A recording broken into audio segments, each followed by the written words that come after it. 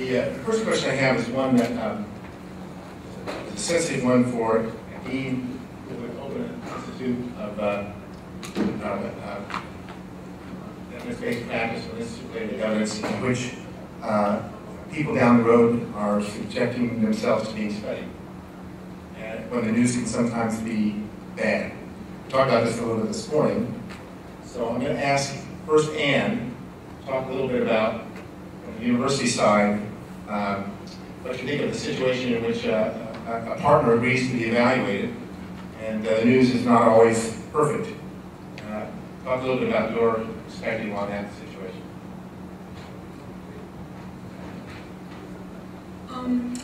I do think that it's a bit of a risk, a bit of a leap of faith to be evaluated, to put your program out there. I think there are reasons that there are parts of the society that's been less evaluated than other parts, right? I think there are real reasons for that. I think that in law enforcement in particular, agencies have really sometimes been damaged severely by particular incidents that they feel that they can't control, or they can't control, and sometimes are worried about evidence contributing to that, right? What the news could only be that, in some sense, right? In my experience in Massachusetts, I think people mostly came to the view that those celebrated incidents are going to happen, and that actually having evidence out there that's more systematic and more prospectively collected is actually insulating in some sense, right? It helps you develop relationships with the press, etc., about what you're doing, and so that if people understand the general business, it actually helps you sometimes with those isolated special incidents. But that won't protect you against evaluation. It comes back and says your program's not working. Right? So I guess the question becomes, if you want the feedback, sometimes it's going to be good, sometimes it's going to be not so good. But having a university partner means it's going to the information is more likely to get out there. Similar version of the same question for Wanda. So you're in the business of starting initiatives, and many of these get subject to evaluation. When you start so many things, it's hard to imagine that they're all going to be successful. So what are you looking for in a partner like us? When we're partnering with you and doing studies, how do you want the relationship to work, especially when you know that the news will not always be the news you're looking at? Well, I think we want the news, and we want the information, because it's really going to drive what we do. So, for example, when we did the snapshot in Trenton, we needed to know that information, otherwise we would target our resources in a way that wouldn't make sense if you didn't understand that this was intimate partner violence. And so what we're looking for is, one, the ability for the university to advance both its agenda and its goals. We understand that there are many things that the university is trying to accomplish. They also want to pursue those things, and then we also have ways in which we want to look at the information, we want to look at the data, we want to layer the data.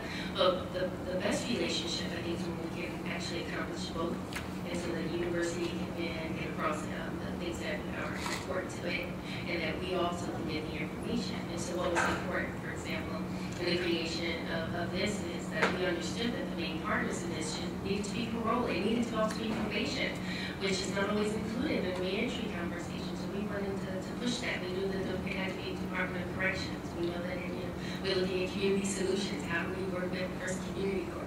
I mean, thinking across the spectrum to assist those partners in the community that actually do the work. Thank you. We open the floor for questions. Yes. Hi, I'm Barbara Owen, and I'm going to talk about girls and women tomorrow, so I hope I see a lot of you. Professor Henderson's remarks about California really resonated with me. I'm from California, and everyone here needs to know that, yes, we are letting people out of prison, but they're going to jail. All these populations are going to jail, so pay attention for all that wackiness.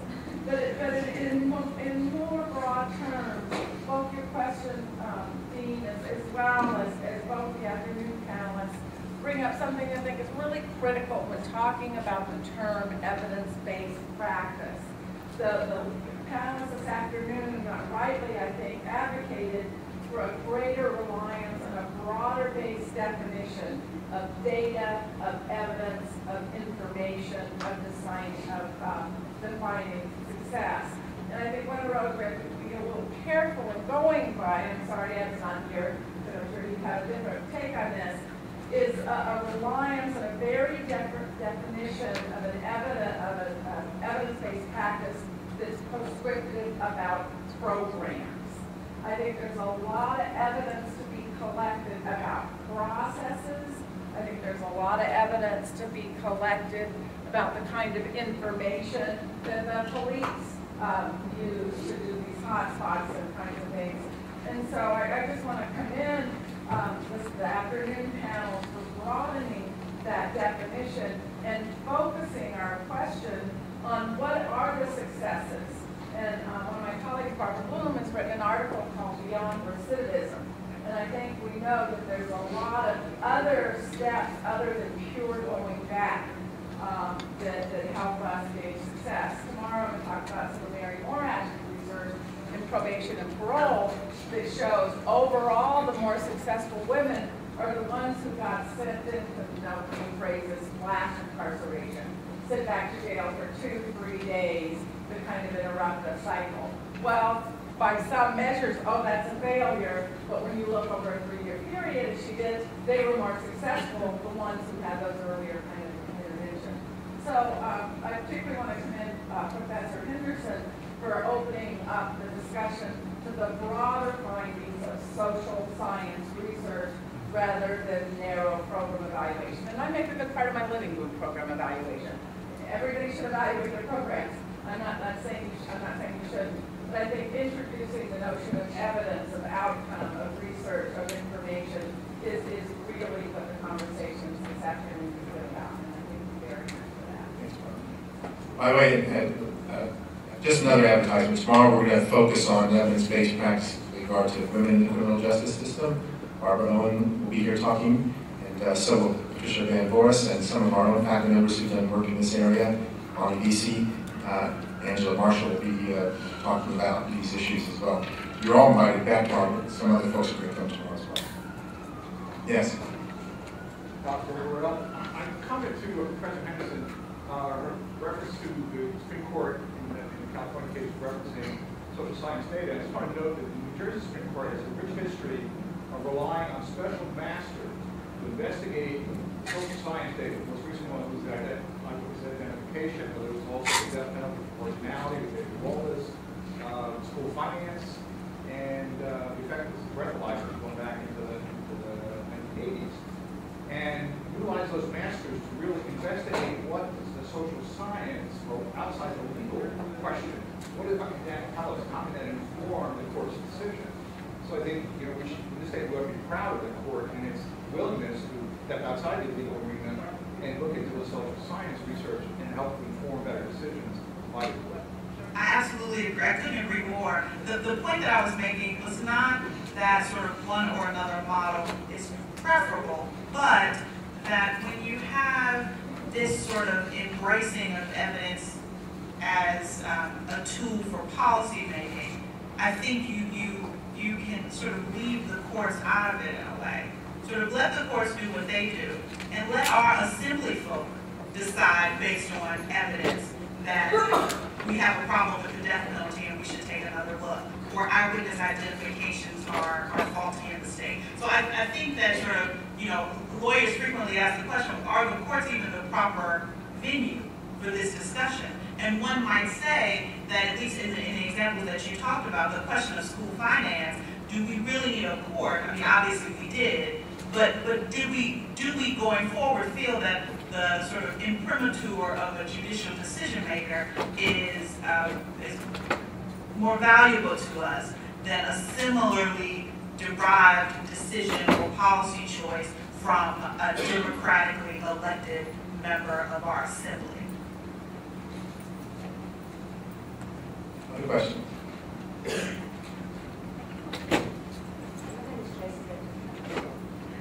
My question is, as far as juvenile justice and also intervention, a lot of the programs, especially in law, a lot of the partners or the stakeholders that are involved on community beds, who are they involved in the community?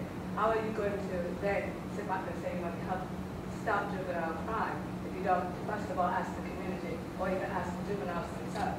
Because the majority of our practically in Essex County has been gay. And there's been no gang intervention teams or anything that I've heard about. But a lot of the community-based kids, Stop Shooting for What, has a safe school program this week.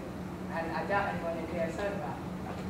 You know, there's a lot of other programs that nobody gets involved in, nobody really hears about. But a lot of the youth out there will tell you that their main problem is they have no jobs.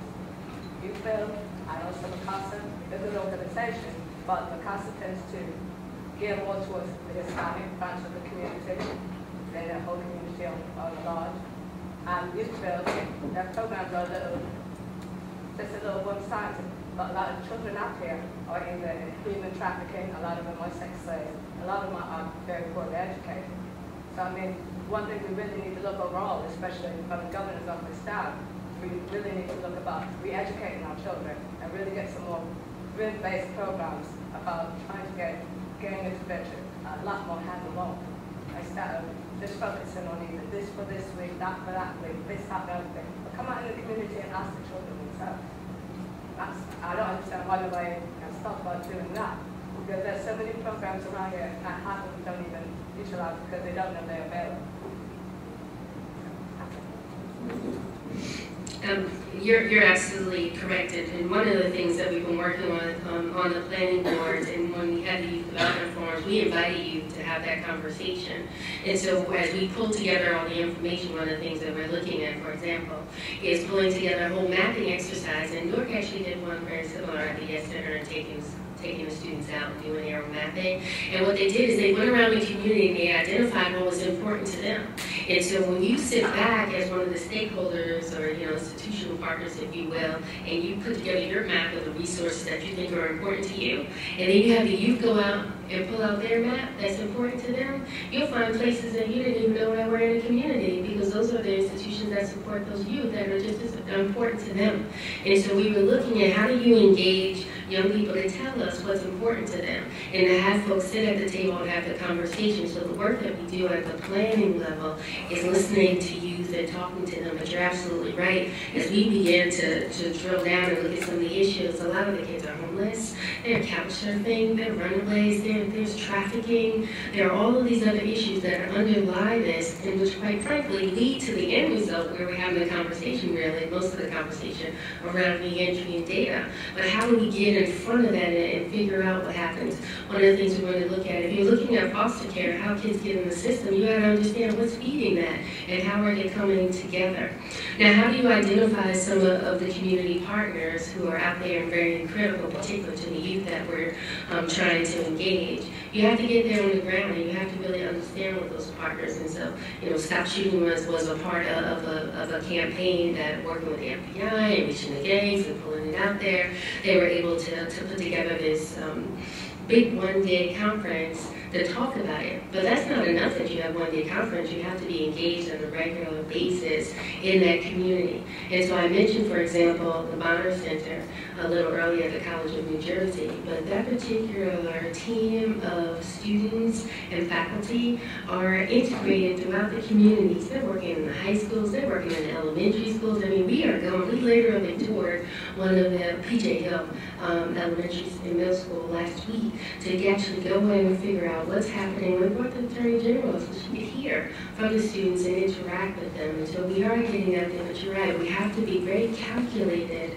in how we reach out to community, be culturally competent and culturally sensitive to the communities we're trying to engage. Or none of this will work if we won't bring the folks in that we're really trying to support.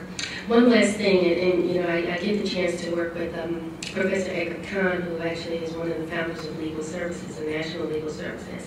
And he has this whole concept through a book called No More Throwaway People, called co-production. And one of the things that I've learned from taking a look at that and listening to him is that people who are doing this work have to really understand that the people that we're doing and we're serving are just as valuable and bring just as much to the table as we can or could.